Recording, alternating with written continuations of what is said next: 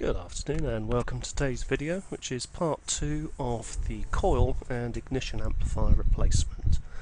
Now, in the last video you saw me attaching a revised earth wire to the block that holds the ignition amplifier, and at the beginning of this video I'm just taking the ignition amplifier plug, which you can see here, and applying a relatively liberal amount of contact cleaner just to try and get that cleaned up a bit. I'm also giving the whole general area that the aluminium plate mounts to a bit of a clean up, as it is covered in 30 years worth of grime. So to clean this up I'm just using simple cloth to get things clean and a bit of contact cleaner, which once the area is clean you can actually get around to first off mounting in your ignition amplifier, as I've done here. One thing that might be useful to do is to actually move all of the wiring out of the way so you can get the coil in. So what I'm doing here is I'm just moving the low tension side of the coil, the wiring connector that sits on the actual amplifier plate, and the yeah, there you go, there's the two low tension coil plugs, and there's the plug for the amplifier itself. So we're just zooming out, you can see that part of the engine bay. So now I've got the plug for the amplifier in, the wiring connector for that earth point is also plugged in. In fact, also to add, I've put the bullet connector onto the earth point there.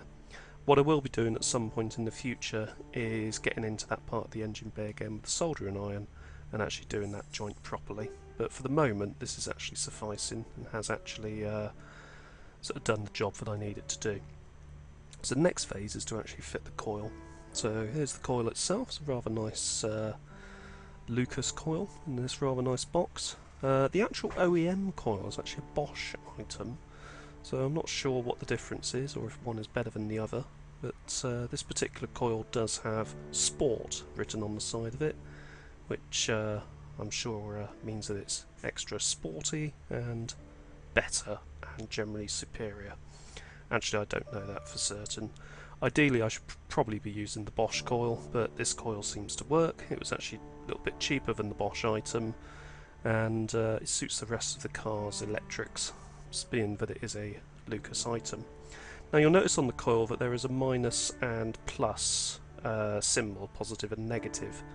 So what I've had to do is I've actually had to flip the base mounting point there around, and I've actually set the coil back in the mounting point there, mounting bracket, so that the coil can sit quite nicely down there, as you can see. Now the terminals are mounted, low tension terminals, if you look at them, the furthest away one's positive, closest one to you is negative. So I've actually now got the engine running with everything back together, and as you can tell things are running smoother.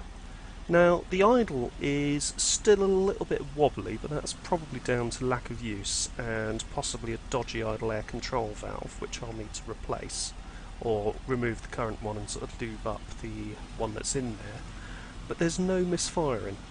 Before, what I was getting was just intermittent misfires.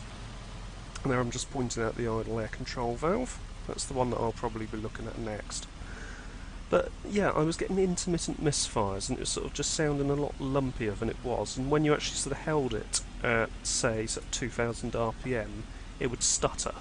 It's not doing that now. I mean, it's quite hard to hear over the sound of the fan, but it is, in my view, it is sounding a heck of a lot better than it was. Now, the next stage is to obviously take the car in for its yearly MOT. It would have covered approximately 50 miles since the last one, but I'd like to keep it MOT'd at least once a year because I hope to actually use it this summer for something.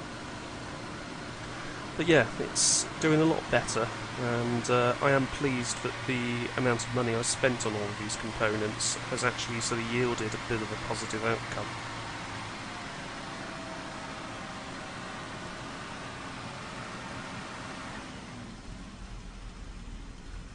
Yeah, it's much smoother at sort of part throttle, much smoother in general. So at this point the garage was actually filling up with fumes. it is actually sort of a good idea to only turn the engine on when the garage is well ventilated, and not do what I do and turn the engine on and run the car with the rear windows and doors of the garage closed. So going round to the driver's side now, I'm actually going to turn the car off and get a nice shot of the dashboard as well. And there we go. So that is actually the end of today's video. If you've liked this video, don't forget to hit that like button, and also consider subscribing for more upcoming fascinating hobbies.